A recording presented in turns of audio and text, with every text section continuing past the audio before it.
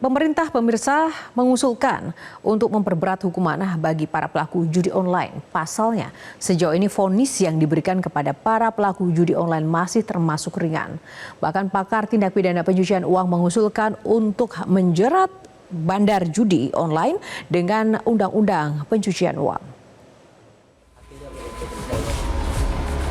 Pusat Pelaporan dan Analisis Transaksi Keuangan mengungkap judi online marak terjadi di Indonesia sejak merebaknya pandemi COVID-19. Kini tercatat, ada sebanyak 3,2 juta pemain judi online di Indonesia dengan nilai transaksi mencapai 600 triliun rupiah.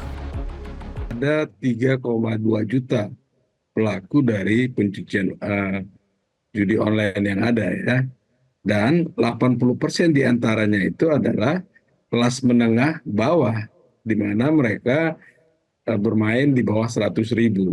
Ini kan suatu yang sangat merisaukan kita semua ya.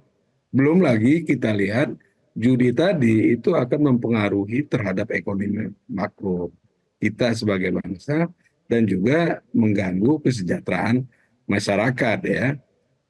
Kalau dampak terhadap ekonomi makro misalnya, kita bisa lihat akan terjadi ya destabilisasi ekonomi, di mana harusnya kan uang yang disedot dari masyarakat itu bisa diputar untuk investasi yang produktif kan.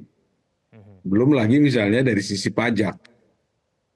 Di semester pertama tahun 2024 ini akumulasi dari judi online itu sudah mencapai 600 triliun. Tapi karena kegiatan ilegal ini tidak secara baik, sehingga kan pemerintah tidak dapat memungut pajak ya. Nah, ini kan juga menjadi sesuatu yang mengganggu ekonomi kita secara keseluruhan. Lalu kemudian ya kita lihat meningkatnya kasus kemiskinan dan kesehatan mental yang terjadi di tengah masyarakat. Satgas Pemberantasan Judi Online akan mulai bergerak melaksanakan 3 operasi penegakan hukum terkait judi online. Pertama, soal pembekuan 4.000 rekening mencurigakan yang berhubungan dengan judi online. Kedua, penindakan jual beli rekening yang menyasar warga desa yang kemudian dijual ke bandar judi online. Dan yang ketiga, menutup pelayanan top-up game online yang terafiliasi dengan judi online di minimarket. Terutama adalah 3 tugas yang akan kita selesaikan dalam minggu ini, minggu depan. Itu ada hasilnya, khususnya yang nomor 2. Adalah jual beli rekening, dan yang ketiga adalah top up isi ulang, dan Kominfo juga akan menutup. Itu pasti ada hasilnya karena menutup server yang ada di luar negeri. Untuk yang pertama tadi laporan PPATK ini perlu waktu 30 hari dari laporan, karena setelah 30 hari tidak ada yang ngaku, maka aset berupa uang itu sesuai putusan pengadilan akan diambil untuk negara dan dilakukan tindakan hukum oleh aparat kepolisian. Darurat judi online sebenarnya sudah berlangsung cukup lama di Indonesia. Pakar hukum tindak pidana pencucian uang Yenti Ganarsih menyebut butuh ketegasan mengatasi judi online dengan 2 pendekatan yang sudah tercantum dalam undang-undang. Ada Undang-Undang 303 KUHP maupun Undang-Undang perjudian itu ada, artinya perjudian itu dilarang. Pemain judi itu pelaku, semuanya pelaku, bandar apalagi. Tetapi berkaitan dengan hal ini, sekarang ini kan yang dihadapi adalah banyaknya masyarakat yang juga jadi ikut judi.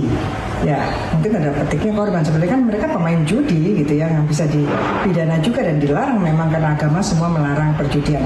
Tinggal sekarang Satgas itu harus bekerjanya segera, karena bukan lagi kita mencegah, tetapi juga sudah banyak uang yang masuk, bahkan sejak Desember itu sudah dirilis bagaimana hampir berapa ya, banyak lah triliun, bahkan hampir 1.000 triliun uang yang terdeteksi dari hasil perjudian. Nah, inilah yang harusnya disasar dengan TPPU, dengan memberdayakan PPATK, OJK, Kominfo, dan juga perbankan. Sebenarnya perbankan itu kan bisa kelihatan indikasi orang buka rekening dan kemudian transaksinya itu kan kecil-kecil tapi sering, dan juga bisa jadi pemula ataupun nasabah lama yang masuk berbondong-bondong jumlahnya banyak ke beberapa orang, itu pasti ke bandar. Nah, ini yang harusnya dikejar. Terkini, Otoritas Jasa Keuangan telah memblokir ribuan rekening yang terafiliasi dengan praktik judi online.